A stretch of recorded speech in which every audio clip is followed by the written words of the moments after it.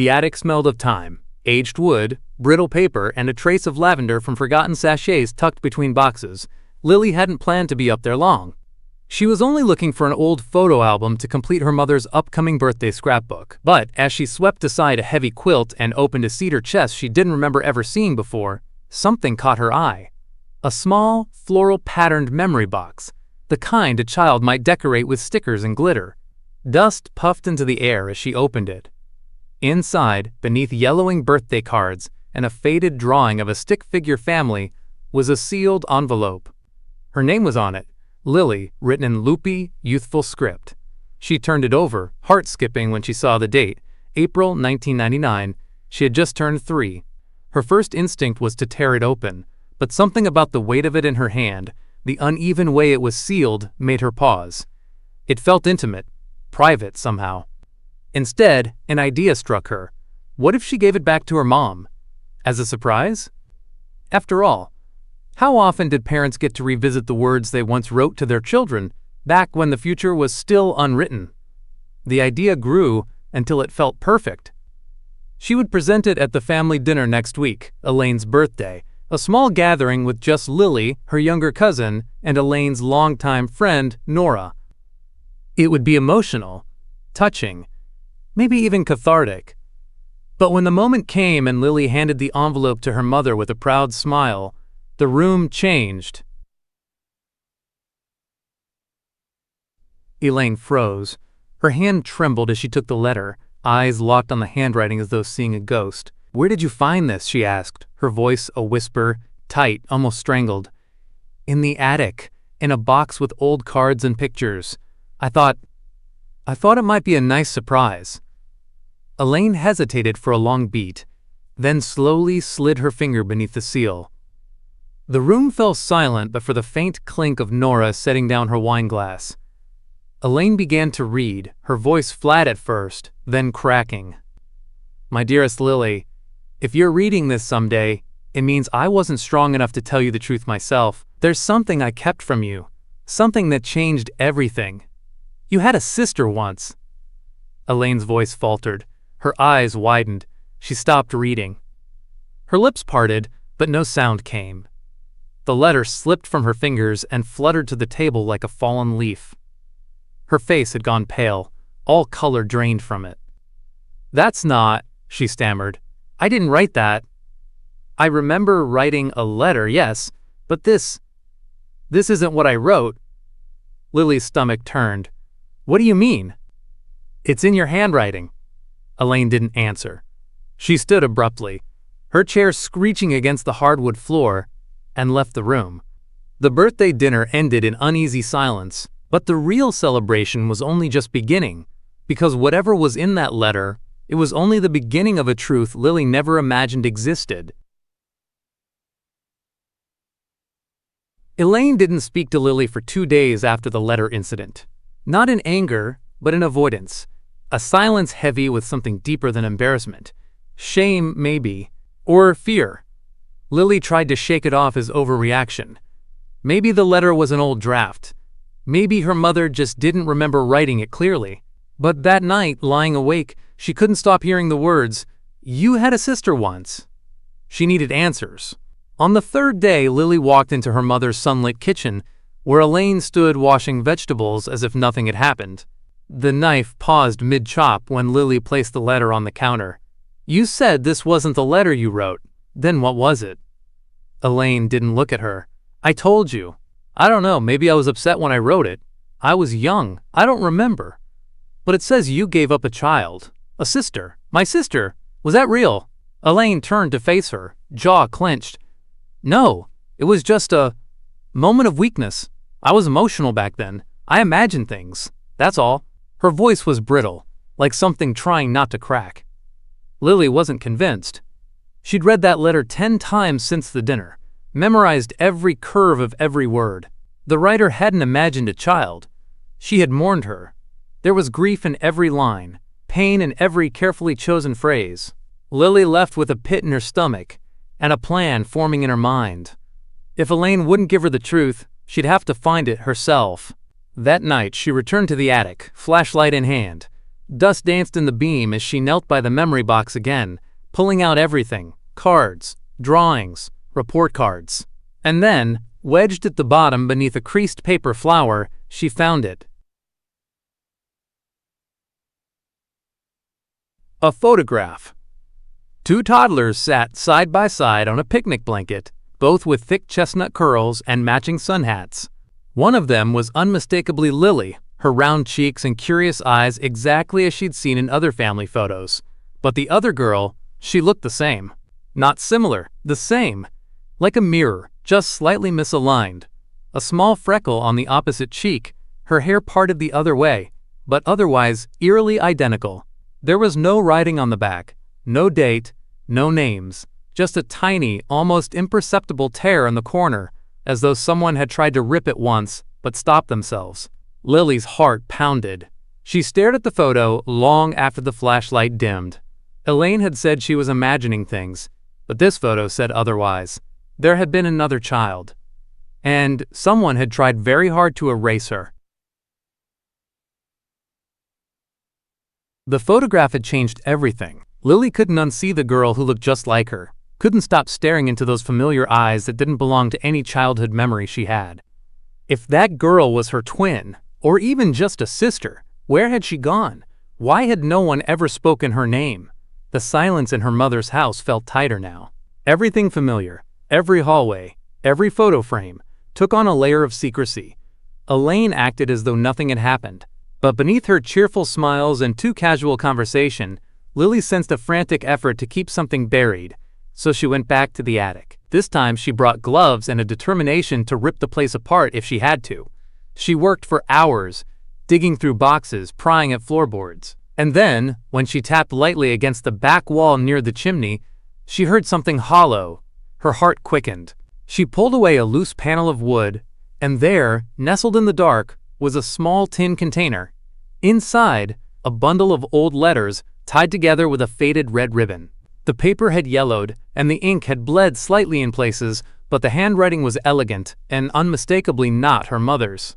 The first letter began simply, "My dearest Elaine, I still remember the way you looked the night you told me. I don't blame you for the fear. We both knew what would happen if they found out, but I can't forget her. I see her in my dreams, in every quiet moment between us. She's ours. And I can't pretend she never existed." Lily read the name at the bottom twice to be sure. Julian. She didn't know a Julian. There was no Julian in her family, no man her mother had ever mentioned in stories or photos, but as she kept reading, the truth began to take shape, letter by letter. Julian was someone Elaine had loved, not a casual fling. These letters were filled with longing, regret, and a sense of desperation. They spoke of hotel rooms out of town, of whispered meetings and promises, of a baby they'd made together. If they ever find out about her, they'll take everything from us. One letter in particular stood out. Dated 6 months before Lily's 3rd birthday, it ended with a chilling postscript. "Burn this after reading, for your sake, and hers." But Elaine hadn't burned them. She'd hidden them. And now Lily was holding the proof that her mother had once loved a man named Julian, and that their relationship had produced a child meant to be kept in the shadows. Was that child her? Or was it the girl in the photograph? Worse yet, if someone had wanted that baby hidden, who were they? And what had they done to make her mother so afraid? Lily couldn't sleep after reading Julian's letters. They played in her mind like echoes through a canyon, whispers of fear, love, and loss. Someone had taken her mother's child or frightened her into silence. But why? And who had the power to make her mother believe that secrecy was safer than truth? There was one person who might know, someone who had always lived on the edge of their family like a shadow, half present, half forgotten: Aunt Miriam. Elaine's older sister had been a mystery all her life, a solitary figure who kept to herself in an ivy-covered cottage just outside town. No husband, no children, no social visits beyond the occasional holiday drop-in. Lily hadn't seen her in nearly a year. She didn't call ahead. The gravel crunched under her tires as she pulled into Miriam's overgrown driveway. Wind rustled the tall trees that surrounded the house like sentinels. It looked almost enchanted, and not in a charming way. like something had been waiting inside, untouched, for decades. Miriam opened the door before Lily could knock. Her expression was unreadable. She wore a shawl despite the warmth, and her eyes darted to the envelope Lily clutched, one of Julian's letters. For a long moment, neither of them spoke. "I need to ask you about the summer my mom disappeared," Lily said. Miriam's face turned to stone. "That was a long time ago." "You were there," Lily insisted. "You know something. Don't lie to me. Please." Miriam stepped aside. "Come in." The living room was dimly lit.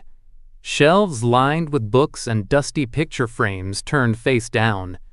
The smell of old wood and lavender soap hung in the air. Miriam poured tea with trembling hands, and for the first time, Lily noticed how fragile her aunt had become. Like a woman who had spent her whole life keeping a secret too heavy to carry. "I was there," Miriam said at last, her voice barely above a whisper. "That summer, your mother was sent away to the old family cabin near Oakhaven Lake. Our parents said she needed time to recover from the shame." "What shame?" Lily asked. "She was pregnant, and not by her fiancé. That was unacceptable back then. They thought hiding her would make it go away." Lily leaned forward. "Was it Julian's child?" Miriam nodded slowly. "Elaine loved him, but he wasn't part of the plan. Our father arranged her engagement to someone else, someone respectable, from a prominent family. Julian didn't stand a chance." "What happened to the baby?" Miriam's hands began to shake. "She had the child during a thunderstorm. I remember driving there when Elaine went into labor, just me and the midwife. The girl came early, small but strong. Your mother was so quiet afterward, too quiet." Her eyes welled with tears. "But the next morning she was gone. They told me the baby had died in the night, that Julian was gone, and Elaine had been taken back to the city to rest. I never saw the child again." Lily's heart thudded. "And you believed them?" "I wanted to. I needed to." "But now?" Lily whispered. "Do you think she's still alive?" Miriam hesitated. "I think your mother was lied to. I think someone took that baby and made sure she never found out." She reached for one of the frames on the shelf and turned it over. Inside was a photo Lily had never seen. Elaine, heavily pregnant, standing by the lake, and next to her, a man who must have been Julian, smiling like he thought the world would let them be happy. "Why keep this hidden all these years?" Lily asked. Miriam looked away. "Because if the truth came out, Lily, it would destroy everything your mother thought she knew." Lily left Miriam's cottage with more questions than answers, and a name that refused to leave her thoughts: Emma Claire. She didn't know who had first said it. Maybe it was her mother's trembling voice the night of the letter, or maybe it had been scrawled in one of Julian's notes she hadn't dared reread. But the name had weight. A presence, a sense of belonging. If Elaine's baby hadn't died, then where had she gone? Lily dug deeper. Late one night, while searching her mother's old filing cabinet in the basement, boxes of insurance forms, medical records, tax receipts, she found a yellowed manila envelope marked "Personal E. Moore" in faded pen. Inside was a contact card for a law office that no longer existed, and a handwritten note that simply said, "Locked files stored with Gordon Whitby, attorney, 112 Maple Row. Private. Not to be opened without consent. Maple Row." It was a dusty stretch of small-town office buildings that hadn't changed in decades. The brass plate on the door still read Gordon Whitby Esquire, though the office had long since passed to his son Daniel. Daniel Whitby greeted Lily with hesitation, then recognition. "You're Elaine's daughter, aren't you? I remember when you used to come in here with her as a kid. You liked the gumball machine." "I need to see something," she said quietly, holding up the note. "My mother stored something here. A sealed file." Daniel looked uncomfortable. "Those files were locked away under strict client privilege, but my father always said if Elaine's daughter came asking, if you came, he was to hand it over." He disappeared into the back. When he returned, he carried a dusty black folder, tied shut with legal ribbon. He handed it to her like it was made of glass. Her fingers shook as she untied the knot. The top page was a legal document, a private adoption agreement, but the name on it wasn't hers. Emma Claire Moore. The adoptive parents section was blank. Beneath it, 2 signatures, Julian Thomas Hale and Elaine Moore, dated 28 years ago. There were no records of money exchanged, no mention of an agency, just a declaration that the undersigned parties relinquished parental rights for the safety and well-being of the child. But something didn't feel right. The adoption had never been finalized. The signature section for state approval was blank.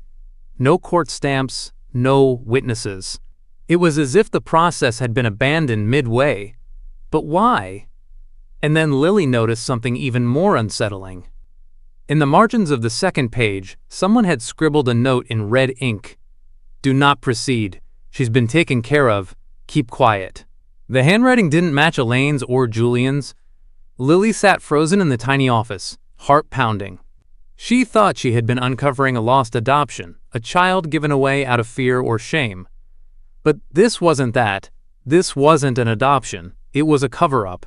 A child never meant to be found. The adoption agreement was a lie. The papers, the signatures, the sealed fate of Emma Claire Moore. Everything about it felt like a carefully constructed illusion meant to hide the truth. But who had put this in motion? Who had the power to erase an entire life from existence? Lily couldn't shake the nagging feeling that the answers lay somewhere in the past, at the clinic where Elaine had been sent to deliver Emma. But all of the information she had gathered from the adoption files and Miriam's cryptic warnings led her to one conclusion. There was no way Elaine had been told the truth about what happened to her baby. She needed to find out what happened at the clinic. The address was vague, but Lily knew there was one person who might have been there, a retired nurse, someone who had served at the remote rural hospital where Elaine had been sent for the secretive birth. The nurse's name was Janet, and though she had retired more than a decade ago, Lily had been able to track her down through old hospital records. When she finally reached her, Janet's voice trembled on the phone. "I don't talk about it. It was a long time ago." But Lily wasn't about to let it go. "Please," she insisted. "You don't have to tell me everything, but just the truth. My mother was there. She had a baby, and I need to know what really happened." There was a long pause, then a sigh. "The clinic wasn't what it seemed," Janet's voice came through softly. "Your mother came in with your father, but there were whispers about her condition. It wasn't just the baby that was at risk. There were complications. They said she had to go there for her own safety. And I thought it was just one of those things, some trauma or stress from the family. It happens. But when the baby was born, the doctor told me something I couldn't ignore." Lily's pulse quickened. "What was it?" "Not every baby makes it through that kind of pregnancy," Janet continued. "And I remember the night she was born. It was storming. I thought she was early, but she was strong enough to make it. And then she took the baby." Lily froze. "She took the baby?" Janet's voice lowered to a near whisper. "The woman who came into the clinic that night wasn't a relative. She had a different name, said she was an aunt. But I knew something was wrong. I could feel it. She insisted on taking the baby and left with her just hours after birth. No paperwork, no questions." Lily's stomach lurched. "Who was she?" "I don't know," Janet replied, her voice strained, "but I've never been able to shake the feeling that someone with a lot of power was involved. They made sure there was no record, no trace, and when Elaine woke up the next morning, there was nothing to be found." Lily's heart was racing. "So my mother never knew what happened to her?" "No," Janet said. "She never knew." Lily hung up the phone, her mind spinning. The woman who had taken Emma had not been a relative, and yet she had acted like one, with an authority that even the medical staff had been too scared to question. Who was this woman, and why had she stolen Elaine's child without a trace? The truth was slipping through her fingers like sand, but Lily wasn't giving up. Whoever had orchestrated this lie was out there, and they would pay for taking her family's history and rewriting it. As the pieces fell into place, one question remained. What did this woman want with Emma Claire? Lily had never believed in coincidences. Not when it came to her family, at least. Everything had always seemed too calculated, too orchestrated, like a puzzle piece that was just out of reach. But this felt different. It started with the message. One morning, after a long night of sifting through papers and records, she found an envelope tucked under her door. No return address, no name, just a plain white envelope sealed with a piece of red wax. Inside was a single photograph of her, taken from a distance, as though someone had been watching her. Lily's fingers trembled as she turned the photo over. Scrawled across the back, in faint ink, were 4 words. "You're not the only one." Her breath caught in her throat. At first, she thought it was a prank, but as she examined the photo more closely, she felt a chill run down her spine. It was of her, standing in her own front yard, holding a grocery bag. It was a picture she didn't remember anyone taking, and as she turned it over again, her eyes widened in disbelief. There, in the background, barely visible, was the shape of a woman who looked exactly like her. The realization hit Lily like a thunderclap. She wasn't imagining it. There was someone else, someone who was watching her, and whoever it was, they knew more about her than she did about herself. She couldn't ignore it any longer. Lily had to find this woman. And then, just days after receiving the mysterious photo, the girl appeared in town. It was a quiet Sunday afternoon when Lily first saw her. She was walking down the street, just a few yards ahead of Lily, her long hair blowing gently in the breeze. Lily's eyes locked onto her. Her features were almost identical, with the same high cheekbones, the same bright eyes, the same subtle expression that could have been a mirror image of Lily's own face. She didn't stop to think. She ran after her. "Excuse me," Lily called out, her heart pounding. "Hey, wait!" The woman turned slowly, almost as if she had expected Lily to call out. Her eyes were dark and unreadable. "Yes?" the woman said, her voice soft but firm, like she had heard the question 1,000 times before. Lily felt a jolt of recognition, even though they'd never met. The woman's face, her presence, was familiar in a way Lily couldn't place. I know you," Lily said, breathless. "I know you. You look just like me." The woman's lips pressed into a tight line. She didn't answer right away. Instead, she glanced around, as if checking for someone else. Then she spoke, her voice lower now. "You shouldn't be looking for me," she said, "and you definitely shouldn't be asking questions." Lily stood frozen. "Who are you?" The woman paused, her gaze flicking toward Lily's eyes, studying her for a moment as if deciding whether to reveal everything or walk away. Finally, she spoke, her voice tinged with bitterness. "I'm Sarah," she said, "and I'm the one you've been looking for." The words hit Lily like a punch to the gut. Sarah! Her name echoed in Lily's head, like a forgotten memory, clawing its way back to the surface.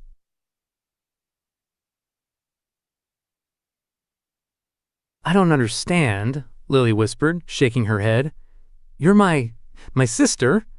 Sarah didn't answer. She just turned and started walking away, her footsteps quick and purposeful. Lily hesitated for only a second before following her. "Wait!" Lily called out, desperately. "What happened? Why do you look like me?" Sarah stopped, but only for a moment, glancing back over her shoulder. Her eyes were full of pain and defiance. "You know why?" she said. "You're the lucky one, Lily. You don't have to live with what I do." With that, she walked away, disappearing into the crowd before Lily could get another word out. The truth was clear now. The woman who looked just like her was her twin. A twin who had been hidden, forgotten, and now resented the life Lily had been allowed to have. But Lily didn't know why. Not yet. But she would.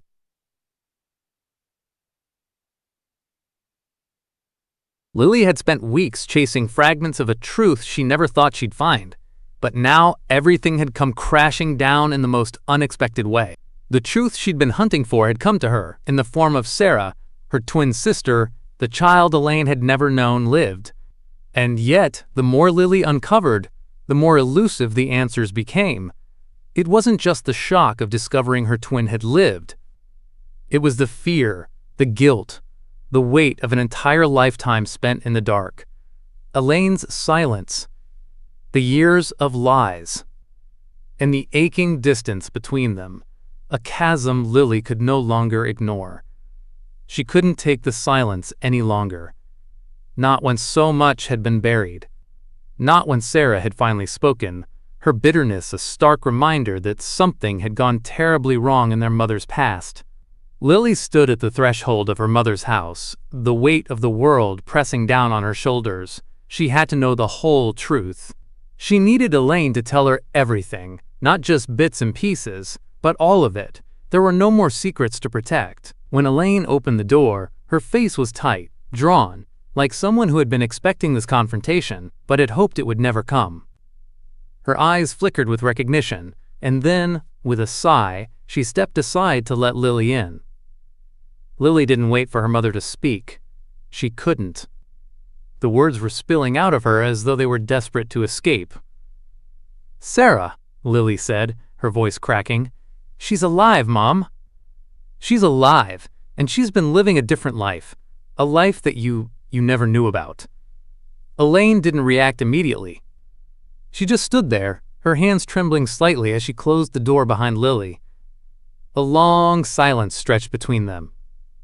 Finally, Elaine spoke, her voice quiet but steady. "I know." Lily's breath caught. "What do you mean, you know?" Elaine turned away, walking to the kitchen and reaching for a glass of water.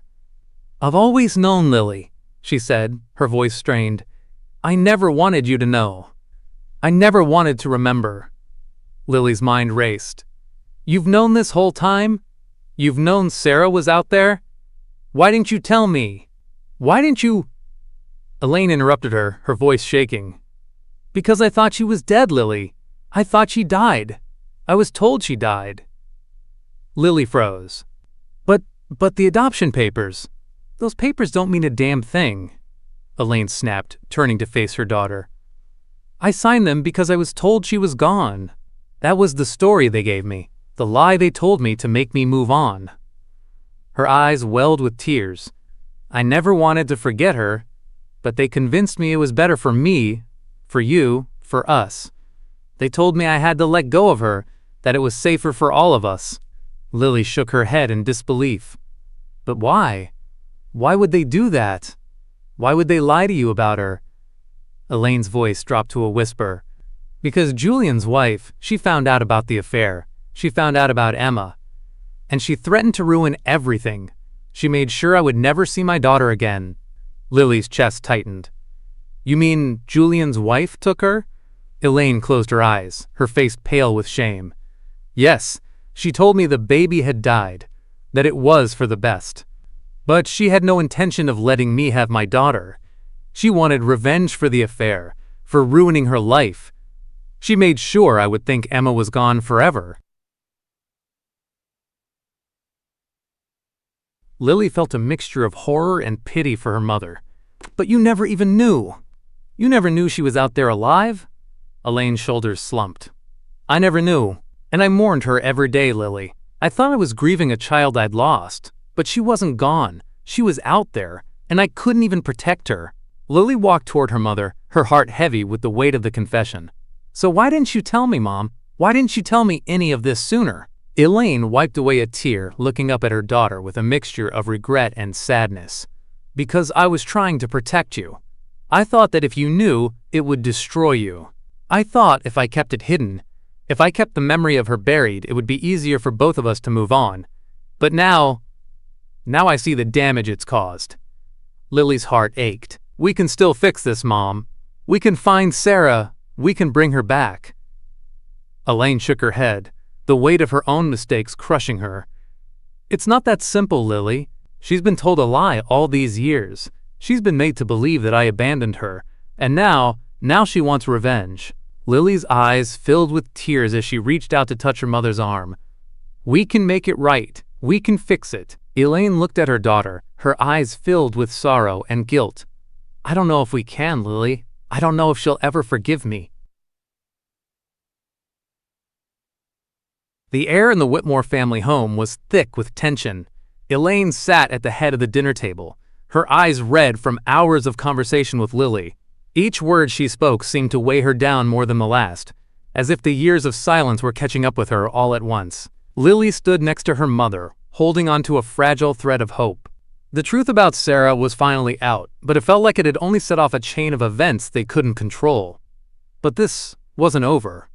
Not yet. Lily had tried everything: calming words, reassurances, the offer to bring Sarah into their family, to welcome her with open arms. But deep down, Lily knew the truth. Sarah didn't want to be a part of this family. Not anymore. She had been led to believe that Elaine had abandoned her, that she had been forgotten. The room seemed to vibrate with an unspoken threat, as if they were all waiting for the storm to break. And then it came. The doorbell rang. Lily's heart skipped. She exchanged a glance with her mother, and neither of them said a word. They both knew who was at the door. Elaine's hands gripped the edge of the table, her knuckles turning white. The doorbell rang again, louder this time, as if the person outside was impatient, insistent. "Lily," Elaine said, her voice shaking, "I don't know if we're ready for this." But it was too late. The door opened before Lily could respond. Julian's widow stood in the doorway, Clara Blake. Her face was colder than Lily had imagined, her features sharp with years of anger and bitterness. She wasn't alone. Behind her stood Sarah, the girl who had looked like a reflection of Lily, but with a hardness in her eyes that made Lily's chest tighten.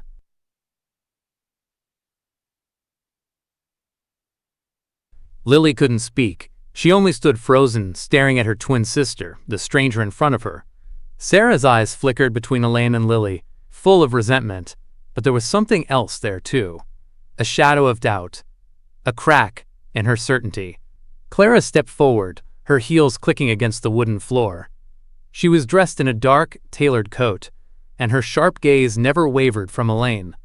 "You've got some explaining to do, Elaine," Clara said, her voice low but firm, almost rehearsed. "All these years, hiding the truth. You thought you could get away with it, but now it's time to face the consequences." Elaine took a shaky breath.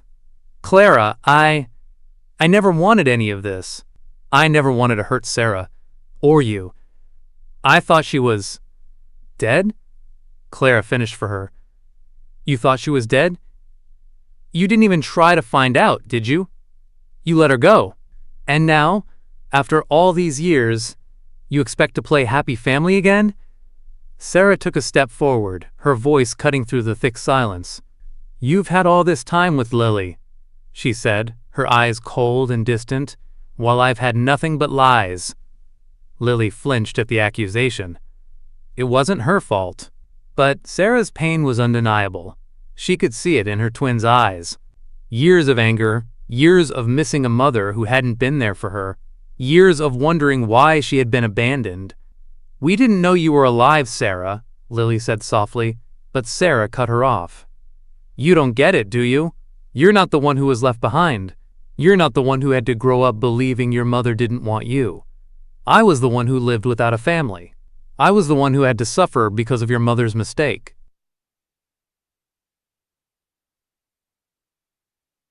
"Enough." Elaine stood up abruptly, her voice shaking with emotion. "You don't know what it was like for me. You don't know what it's like to lose a child and then be told she's gone, that she's dead. I never stopped looking for you, Sarah. I never stopped grieving you." Clara stepped forward, her eyes narrowing. "Enough with the excuses, Elaine. Your lies have caused enough pain. It's time for you to face the truth.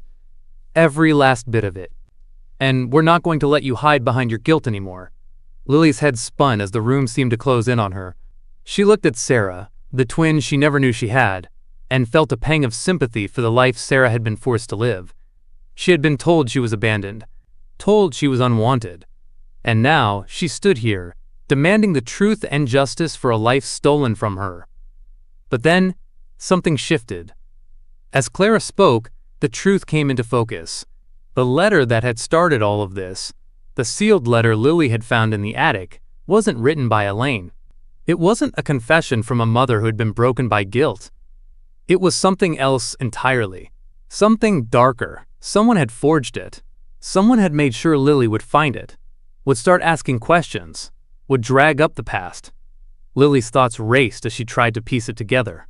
And then, as if in slow motion, she realized the terrible truth. The letter wasn't written by Elaine, it had been forged. Before Lily could speak, her phone buzzed in her pocket. She fumbled to pull it out, her eyes scanning the message. A simple note, one she never thought she would see.